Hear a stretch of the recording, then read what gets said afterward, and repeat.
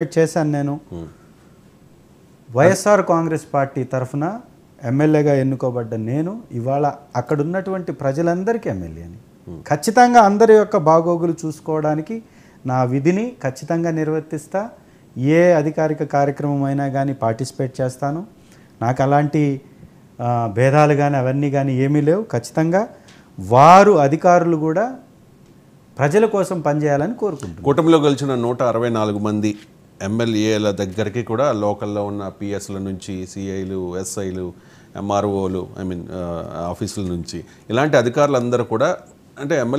ఎమ్మెల్యేని ప్రసన్నం చేసుకోవడం అవసరమే కదా మీకు తెలియదు ఏముంది చాలా మనం అన్నీ ఓపెన్గా మాట్లాడుకోలేము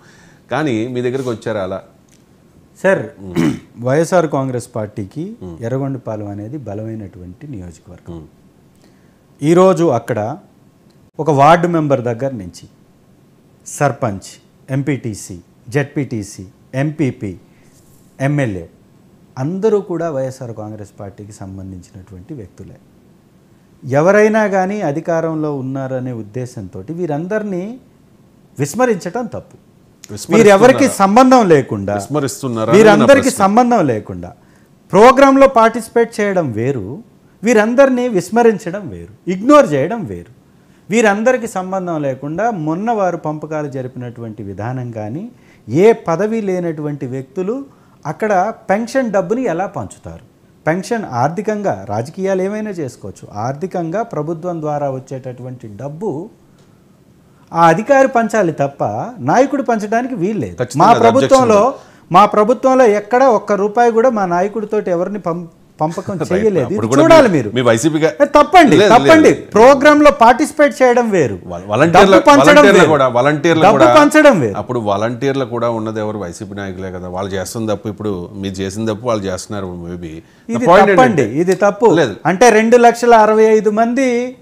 వాలంటీర్లు అందరూ కూడా వైఎస్ఆర్ కాంగ్రెస్ పార్టీ నాయకులేనా మరి ఆ మాట చెప్పింది విజయసాయి రెడ్డి చెప్పారు ఆ మాట అంబటి రాంబాబు చెప్పారు ధర్మాన ప్రసాదరావు చెప్పారు మీ నాయకులే చెప్పారు కదా గతంలో అంటే ఇప్పుడు స్పీకర్ గారు కూడా తెలుగుదేశం పార్టీ నాయకుడు కాబట్టి తెలుగుదేశం పార్టీ నాయకుడు కాబట్టి వారిని కూడా పార్టీకి రుద్దేద్దామా మరి ఇప్పుడు దాకా మీరు చేసినటువంటి సంభాషణ అదే కదా మీరు చేసినటువంటి సంభాషణ అదే కదా అధికారికంగా ఒక ఎంపీడీఓ నియమించినటువంటి వ్యక్తి